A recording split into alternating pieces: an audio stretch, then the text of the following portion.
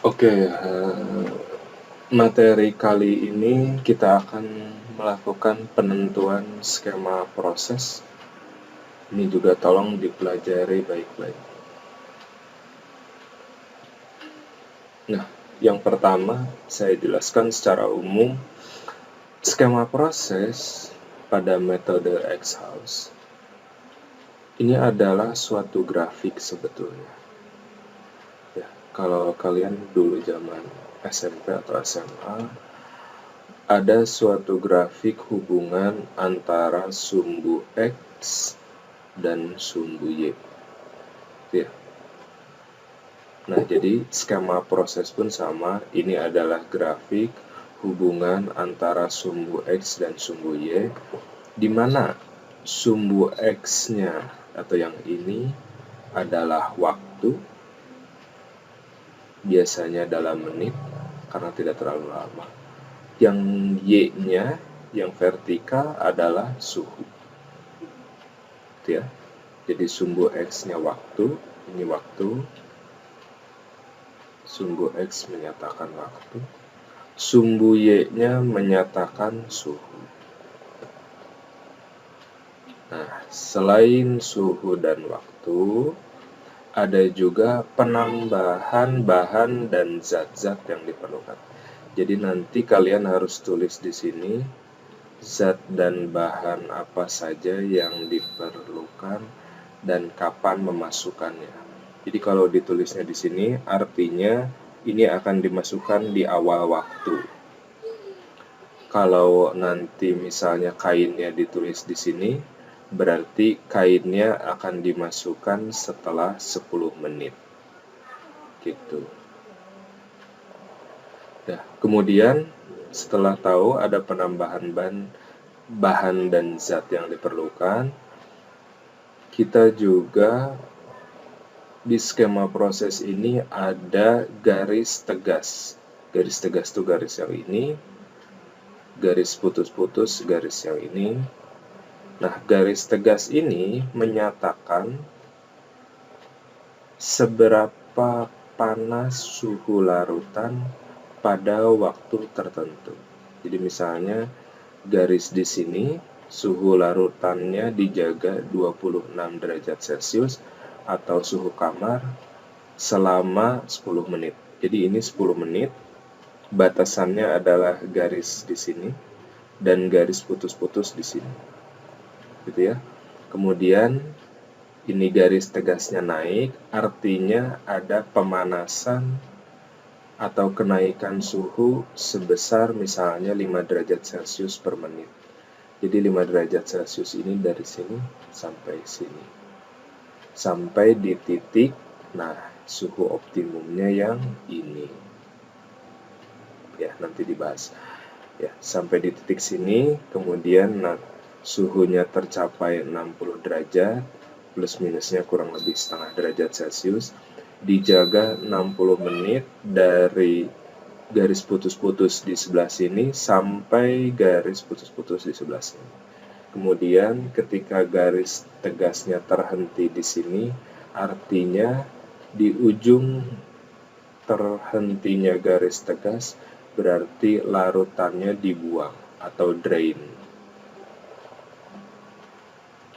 Oke, untuk yang ini jelas ya. Ini nanti ada beberapa skema proses yang bisa saja akan menambahkan zat kimia di sini, atau menambahkan kain di sini, atau menambahkan zat kimia di sini atau di sini. Itu jadi nanti caranya begitu. Jadi kalau ada tulisan enzim di sini, berarti enzimnya harus ditambahkan setelah di waktu sini. Kalau semuanya ditulis di depan, berarti semuanya dimasukin di awal.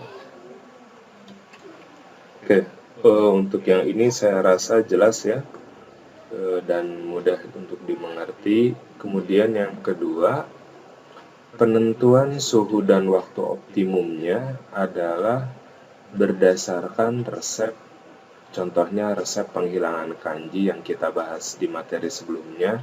Suhunya 60 derajat dan waktunya 60 menit tertulis di resep.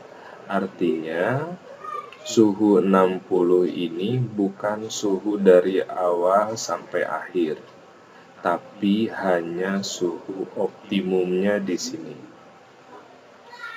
Jadi suhu 60 dari mulai garis yang ini, yang putus-putus di sini sampai yang sini. Nah, kemudian waktunya 60 menit, berarti 60 menit itu dari batas sini sampai batas sini. Ini adalah waktu yang diperlukan untuk tetap menjaga suhu dalam kondisi optimum. Gitu, ya. Jadi kalau dilihat suhunya, kalau kita punyanya air, sumbernya adalah air dingin atau suhu kamar, berarti suhunya dari suhu kamar, kemudian kita panaskan, misalnya pemanasannya 5 derajat Celcius per menit. Ini kalau di matematika sama dengan gradien, dan di beberapa mesin pun ditulisnya gradien. Ya, jadi gradiennya Y per X kan, kalau di matematika ini sama. Jadi 5, Y-nya derajat Celcius, X-nya adalah menit. Jadi 5 derajat Celcius per menit. Artinya dari suhu 25 sampai suhu 60 akan ditempuh dalam waktu 7 menit. Nah, setelah gradien kemudian tercapai suhunya sampai 60, baru dijaga selama 60 menit. Jadi di sini ketika mesin mendeteksi gradien 5 derajat Celcius per menit, artinya akan ada pemanasan larutan. Nah, sehingga kalau kita lihat dari waktu diresep sebanyak 60 menit atau selama 60 menit, maka total waktu yang dibutuhkan ternyata sebanyak atau selama 77 menit. 10 menit, di sini pengadukan, pemanasan 7 menit, kemudian baru proses utama optimalnya di 60 menit. Di ini 77 menit juga hanya proses penghilangan kanjinya saja. Belum termasuk untuk membuang larutan, kemudian mengganti larutan, mengisi kembali, kemudian melakukan pencucian sabun, kemudian pembilasan dan pengeringannya. Jadi di total sudah pasti lebih dari 77 menit. Oke, saya harap penjelasan tentang penentuan skema proses berdasarkan resep atau suhu dan waktu yang tertera pada resep, saya kira bisa dipahami dengan baik, dan jika ada yang belum mengerti, tolong diulang-ulang atau dipelajari kembali lebih mendalam. Kemudian nanti kita akan lanjut ke materi mengenai fungsi zat.